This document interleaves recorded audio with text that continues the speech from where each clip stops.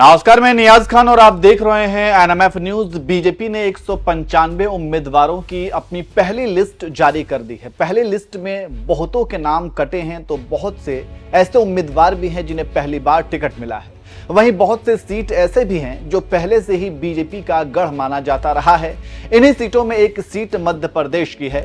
मध्य प्रदेश की 29 सीटों में 24 सीटों पर प्रत्याशियों का ऐलान हो चुका है, जिसमें शिवराज सिंह चौहान कहां से चुनाव लड़ेंगे ऐलान के बाद ये भी साफ हो गया है। जी हां, आपको पता है कि मध्य प्रदेश में इस बार सब कुछ बदल गया है। विधानसभा चुनाव में बीजेपी के जीत के बाद शिवराज सिंह चौहान की जगह इस बार मोहन यादव को सीएम बनाया गया, जिसके बाद यह कहा जाने लगा कि अब शिवराज साइडलाइन हो जाएंगे, उन्हें कोई नई जिम्मेदारी दी जाएगी। अभी तक कोई खास जिम्मेदारी तो नहीं मिली, लेकिन हां, इतना जरूर है कि शिवराज एमपी में किस सीट से चुनाव लड़ेंगे ये फाइनल हो गया है। और ये सीट कोई दूसरा नहीं बल्कि शिवराज जहां से चुनाव जीतते रहे हैं वही सीट है। जी हां, शिवराज यहां से 5 बार चुनाव पहले भी जीत चुके हैं। यही नहीं, शुरू से ही बीजेपी और जनसंघ के बड़े बड़े नेताओं का ये गढ़ रहा है और यहां से पूर्व प्रधानमंत्री अटल बिहारी वाजपेयी से लेकर पूर्व विदेश मंत्री सुषमा स्वराज ने भी जीत हासिल की है। ये सीट मध्य प्रदेश की विदिशा सीट है। यहीं से शिवराज सिंह चौहान को टिकट मिला है। वहीं टिकट मिलते ही शिवराज सिंह चौहान ने 29 सीट जीतने का दावा किया और कहा कि अब की बार 400 का आंकड़ा जरूर पार करेंगे और सभी पार्टी मिलकर चुनाव लड़ेंगे और जीतेंगे भी। मंत्री जी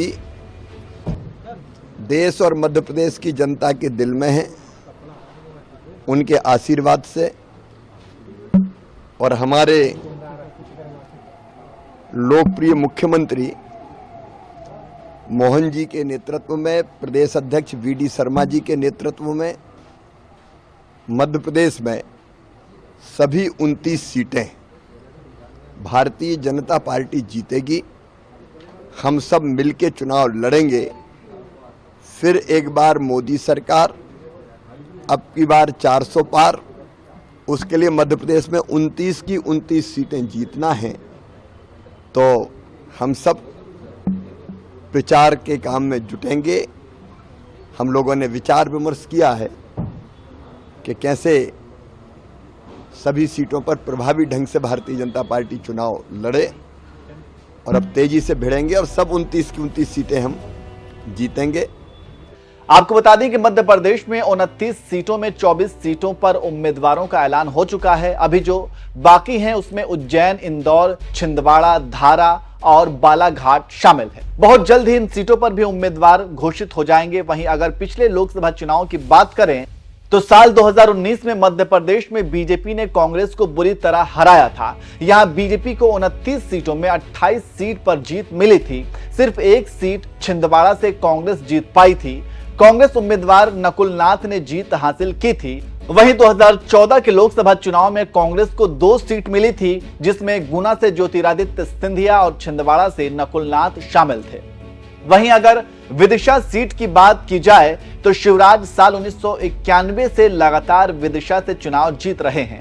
साल 2005 में जब मुख्यमंत्री बने तो फिर बुधनी से विधानसभा चुनाव लड़ा। बुधनी विधानसभा क्षेत्र भी विदिशा लोकसभा क्षेत्र के अंदर ही आता है। इस सीट पर पूर्व प्रधानमंत्री अटल बिहारी वाजपेयी ने साल 1991 में जीत हासिल की थी। वहीं पूर्व विदेश मंत्री सुषमा स्वराज ने भी साल 2009 और 2014 में जीत हासिल की थी। तो इस तरह से आप समझ सकते हैं कि शिवराज सिंह चौहान को जिस विदिशा सीट से उम्मीदवार बनाया गया है उसका इतिहास क्या है और वह सीट बीजेपी का गढ़ क्यों माना जाता है। वैसे आप शिवराज सिंह चौहान को टिकट मिलने पर क्या कहेंगे, कमेंट करके जरूर बताएं। और चलिए वीडियो के आखिर में हम आपको शिवराज सिंह चौहान के उस वीडियो के साथ छोड़ जाते हैं जो टिकट मिलने के बाद शिवराज सिंह चौहान ने किस तरीके से खुशी जाहिर की और जीत का दावा किया है, वो सुनिए और कमेंट करके जरूर बताइए। मंत्री जी देश और मध्य प्रदेश की जनता के दिल में हैं। उनके आशीर्वाद से और हमारे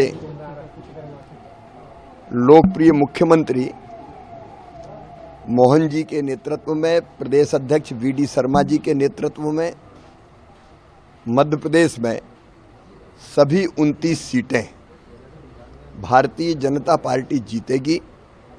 हम सब मिलके चुनाव लड़ेंगे। फिर एक बार मोदी सरकार, अब की बार 400 पार। उसके लिए मध्य प्रदेश में 29 की 29 सीटें जीतना है। तो हम सब प्रचार के काम में जुटेंगे।